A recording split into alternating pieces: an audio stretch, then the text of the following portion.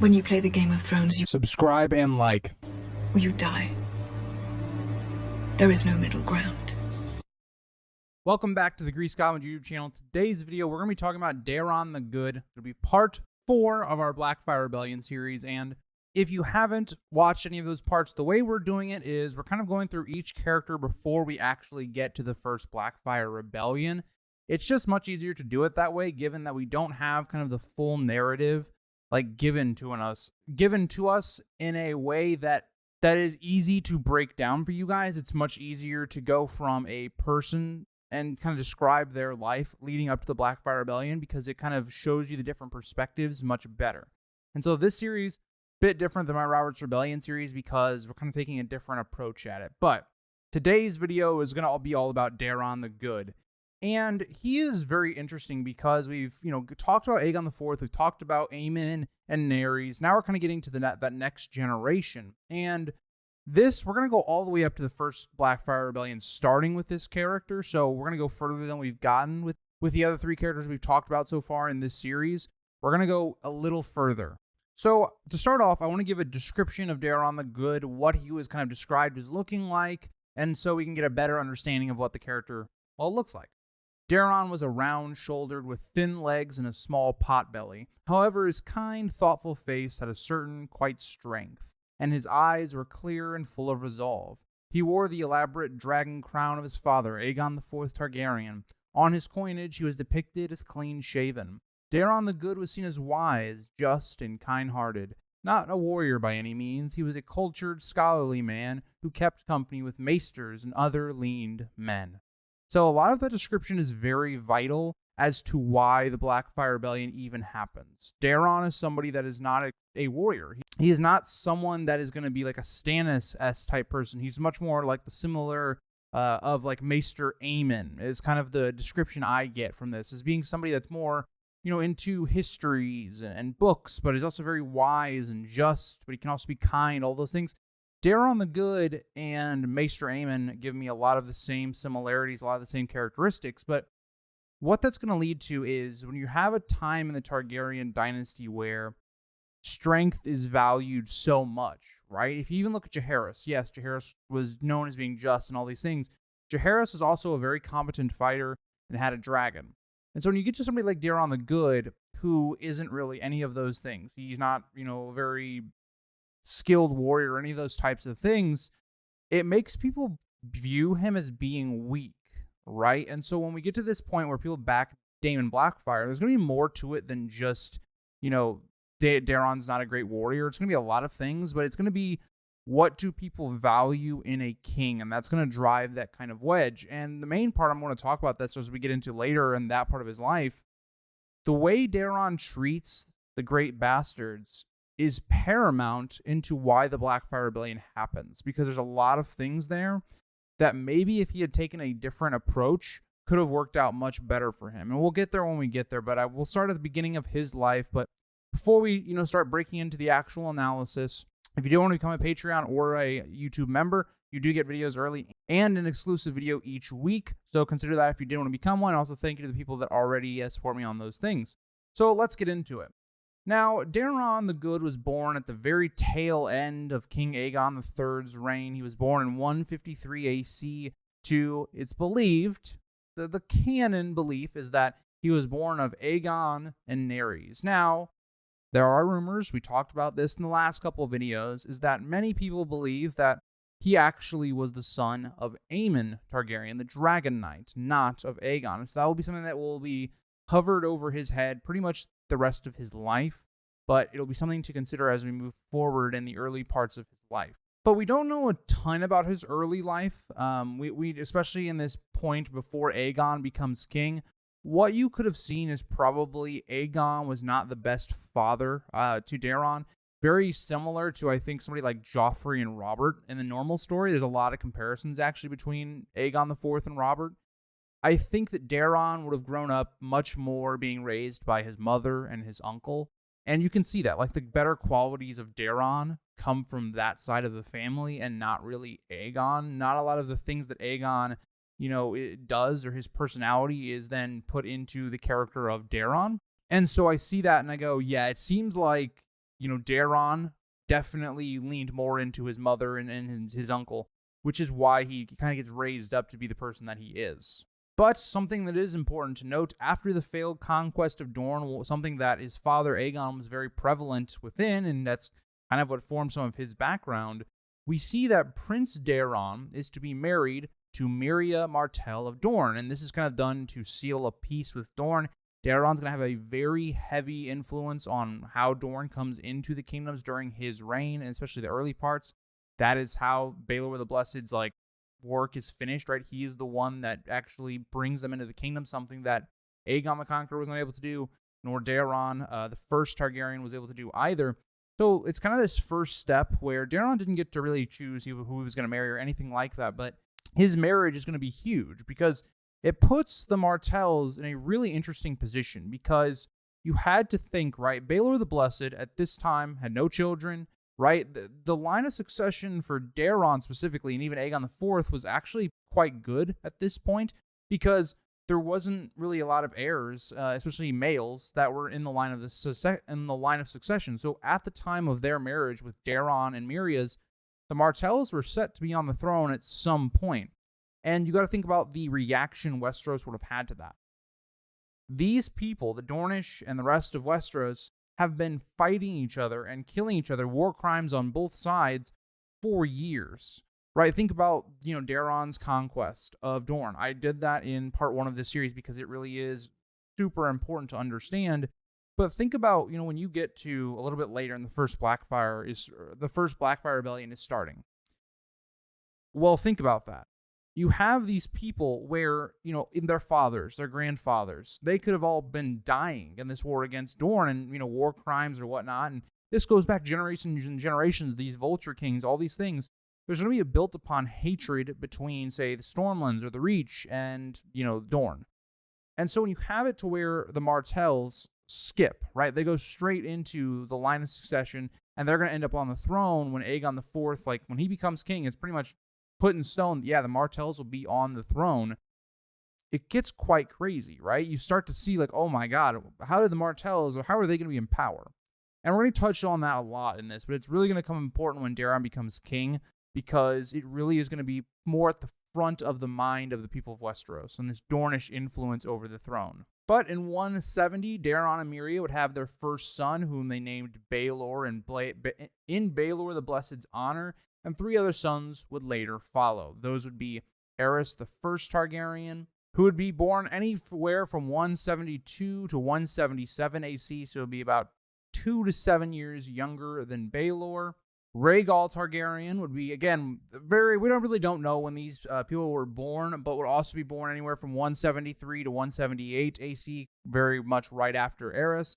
And then Maekar would be born anywhere from 174 to 179 AC. So again, these children all happened within the span of about 9 to 8 years. Now, only 2 years after Baelor was born, his father, Aegon IV, would become king. And so, at the age of about 19 years old, Daeron would be the heir to the throne. So let's talk about a little bit what would have been going on around this time and leading up to his father taking the throne.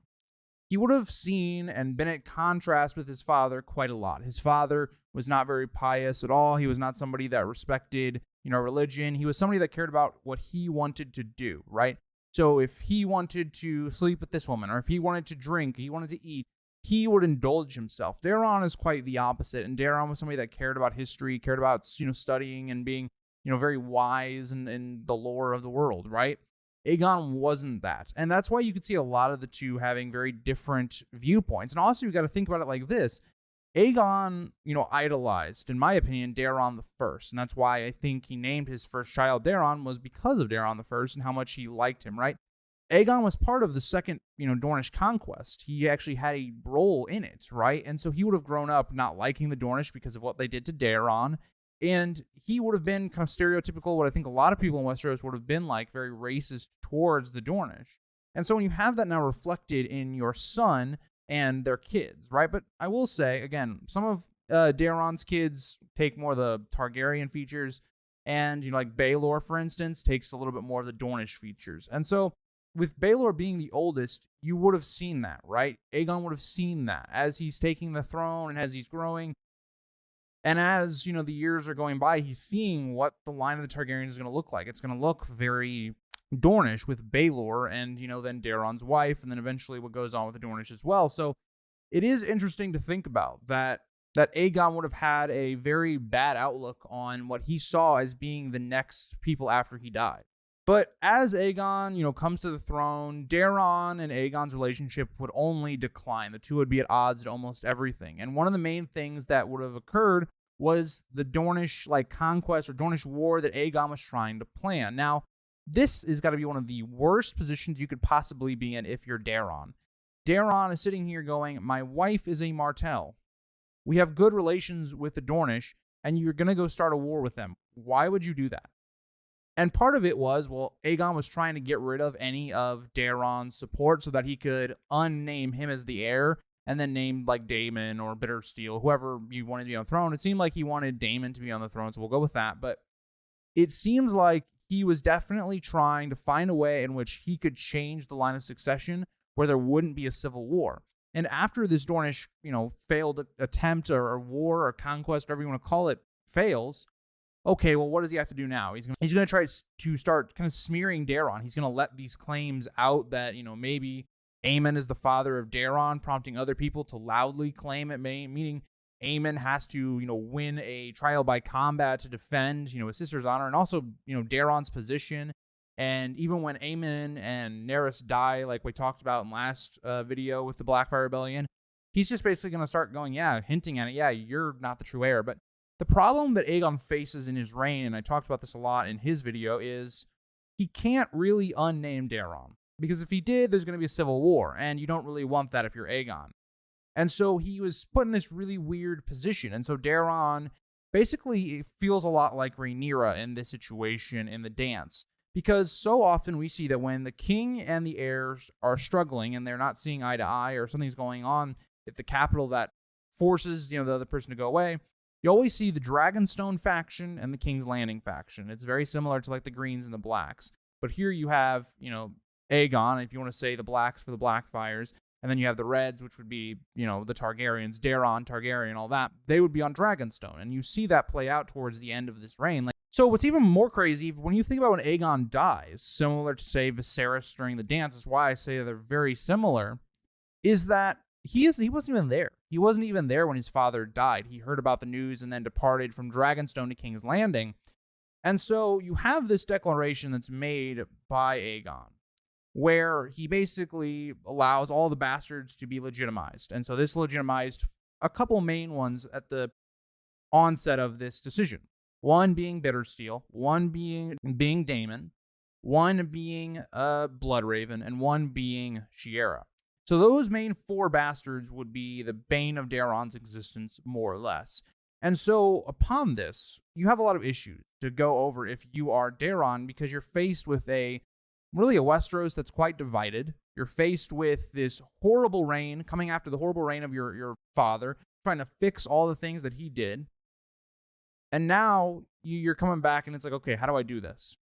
And something I find quite interesting is if Daemon Blackfyre had been older at this time, would Daemon Blackfyre have been prompted to take the throne here? Right after Aegon dies, would he have done it? Because I find that very interesting, because Daemon Blackfyre at the time of Aegon's death isn't old enough, in my opinion, to really claim the throne, right? He's not really of age yet.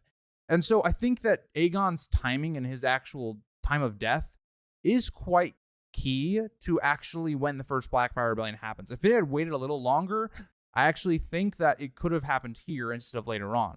Very similar to, say, how the Greens take the throne after Viserys dies, right? Because they're in position to do so. Could have happened here, but it doesn't. It kind of delays it a little bit, waiting till Daemon Blackfyre gets to a certain age, and then things will start to get set into motion. And so Daeron, upon coming to the throne, had to do a couple things differently. One, he needed to right many of the wrongs of his father's reign. And so what did that mean in terms of the bastards? And so what he did is he tried to uphold what they were already being given, or some of their station, right? They were given incomes and place to live, all these things. For instance, Aegon had made this plan to basically have Daemon Blackfyre marry Rohan of Tyrosh, and I talk about that in Aegon's video. I think that was a really bad decision. If you wanted him to become the next if you wanted him to become the next person sitting the Iron Throne, you knew there was going to be some sort of a conflict, and you needed to get him some support in Westeros. So not marrying him to any of the major houses of Westeros seems like a huge blunder. I get why he was doing it. At the time, he wanted to get the fleet of Tyrosh, but it just was very short-sighted in my opinion. But he does end up actually upholding that. And so Daemon Blackfyre does marry Rohan of Tyrosh. He ends up getting a piece of land near the Blackwater Rush. We don't know necessarily where that was built, but that's kind of the area that it was in. But there started to be kind of other issues going on. So one, Aegon needed to get rid of any officers, whether that was in charge of the Gold Cloaks, whether that was positions at King's Landing. He needed to get rid of the ones that were corrupt. We know that during Aegon's reign, there was massive issues in terms of people were selling out their daughters or wives or whatever just so that they could get a position of power. They could basically upgrade their position, and Aegon would just say yes to everything, saying that you basically met his conditions. And so Daeron had to undo all those issues. He had to put his people that he could trust, people that he trusted in those different positions, so that you had a capital that wasn't as corrupt, right? And so why would this automatically offset a lot of people against Daeron? You're going to have a lot of people in positions where they had power and now they get removed. They're going to go to Daemon Blackfyre because what do they have to lose, right? Daemon Blackfyre would be willing to maybe restore those positions. They see a much better upside with Daemon Blackfyre as being somebody that they can kind of mold and kind of corrupt, whereas Daeron the Good, you can't. Daeron already has a set way of being brought up and how he believes things should be done. And so Daeron now basically makes a public enemy of himself with people that were already in power. So you're going to see a lot of the people that eventually go against Daeron are going to be people that were formerly or for Aegon IV. So that's a big deal. But another part of this is now that Daeron ascends the Iron Throne, this is now the part where the Martells have finally actually gotten to the throne. They're on it. And so what you start seeing is a lot of people from Dorne start coming over and coming to Daeron's court. And what's that going to do? It's going to push a lot of people the wrong way because these people do not like the Dornish because of the past wars and all of those things.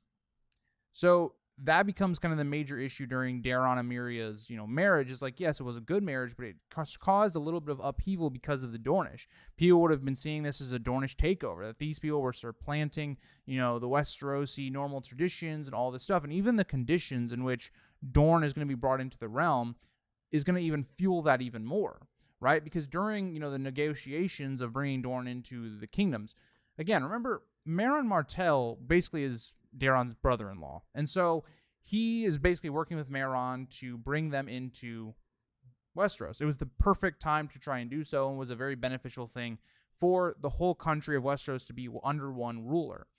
But this is not normally how it would go. If you remember, when Aegon the Conqueror was taking over all of these different kingdoms, he, for the most part, let them keep a lot of their customs, but they couldn't call themselves kings of this place or that place. They couldn't call themselves royalty, any of that stuff. But that's not the case with Dorne, as Dorne is given a couple things that are very beneficial. Not only are the Dornish already on the throne, but then also Daeron's sister, Prince Daenerys, ends up marrying Meryn Martell in 188 AC to kind of completely fix it.